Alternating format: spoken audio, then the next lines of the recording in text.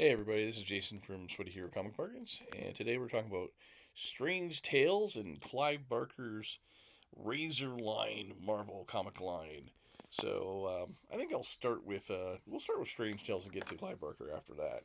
So Strange Tales was obviously an anthology title that they used before that became Doctor Strange back in the '60s, but they brought it back in the '80s as an anthology series featuring Cloak and Dagger and, of course, Doctor Strange.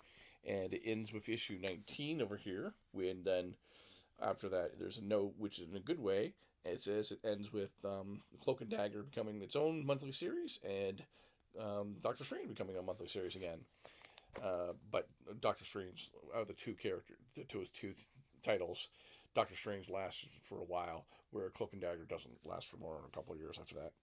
But here's some. I like these stories. I did read them, and here's another example of where you might find an old title of a Marvel title or DC title with a cool artist that you've heard of, but you've never seen him do this. So this is Will Portatio, best known for his some of his X Men work and X Factor work, I believe, like X Men type work in Marvel in the '90s, and then he went on to Image to do Wetworks.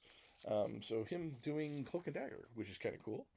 And then, so as I said, the stories are Cloak and Dagger in the beginning, and then you have Doctor Strange in the backup. This was kind of fun. Punisher and the Power Pack. The Power Pack are a bunch of little kids who become superheroes. Really, I think that the Power Pack would really do well becoming a Pixar film. Kind of put it in the Big Hero 6 and Incredible universe. Maybe there's some Marvel characters who can just like so kid friendly that they don't really belong to the MCU, but you could do Power Pack as like in a cartoon with these pre teenagers. Um, make it like a kids film. That'd be great. But Punisher teaming up with these characters is kind of cool, and he teams up with Cloak and Dagger as well. And so seeing him interact with the team and kind of remembering that he has a daughter is kind of interesting. It's kind of a different reaction. Look at this, the Punisher smiling, kind of weird. Um, this is Doctor Strange, and you can see that he is fighting Shumagorath, which it looks like the monster that was in Doctor Strange in the Multiverse of Madness movie. These Doctor Strange stories were pretty cool as well. So you can see that in this case, I was able to find issue 12, but I didn't find issue 13. Ironic, issue 13 was the one that was missing. Unlucky for me. And it was Friday the 13th when I looked for these comics.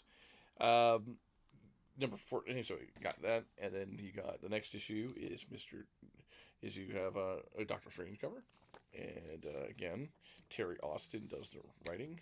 This and that villain is Mr. Jip, and then you have another Doctor Strange cover, and Cloak in the bottom there. This one has Cloak and Dagger, but it also has the X Factor, which is kind of cool. And this one has the Thing, and Mayhem is another side character that is in Cloak and Dagger. There was also a Cloak and Dagger TV show that lasted for only 2 seasons, and you can find it at the moment on Disney Plus. And I actually thought that was a really well done show. The actors who played Cloak and Dagger really look the part of Cloak and Dagger. It's a forgotten show that I thought deserved a lot more credit for what it was in terms of being faithful to the characters. And I'd recommend checking it out. But Cloak and Dagger. Oh, the last thing about this Cloak and Dagger issue is that Eric Larson draws this issue, and he's most famous for drawing Amazing Spider-Man in the '90s and Adjectival Spider-Man, following Todd McFarlane's run, and then doing the Savage Dragon for 2,000 years. Well, not literally, but close to it. So that's an example of how you can find like your favorite artist doing different characters.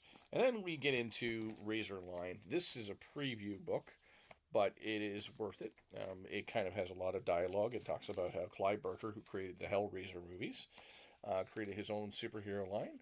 You got Hokum and Hex, which is kind of described as like Doctor Strange. It's kind of like a Doctor Strange character. No, Hokum and Hex is Doctor Strange meets the Comedy Channel meets Aliens, is how he describes it. Um, so, but Hokum and Hex doesn't refer to the name of the character. Trip Monroe is the character who is more of like a Houdini type magician or something, or a comedian who has become an actual magician. Uh, so there's Hokum and Hex, and it has like all these different realms and all that from different universes and stuff, kind of similar to Thor, but more magic based and fantasy based. Saint Sinner, which is a great name, and uh, this character is kind of like he has a saint in him and a sin and a devil in him, like an angel and a devil in him. So kind of like a very religious concept a little bit.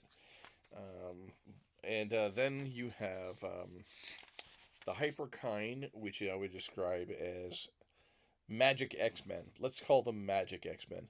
That's a great title. Let's kind of create a title called Magic X Men. That'd be awesome, eh? Magic X Men. You could have Scarlet Witch and quick. You can have the Scarlet Witch be the leader of that team, the Magic X Men. But that's what this is. Hyperkind is kind of like the Magic X Men, and I'd say that out of the all the stories, this is kind of fun because it's more very Jack Kirby. This is described as very Jack Kirby, like mythical gods and stuff, and it's kind of interesting. But that's kind of like the best idea that I can relate it to. And then you have Ecto Kid, which you can see like one eye from one eye in the spirit realm, and this was a pretty written story too. And also apparently the Wachowskis had something to do with some of these stories too. So all kind of cool.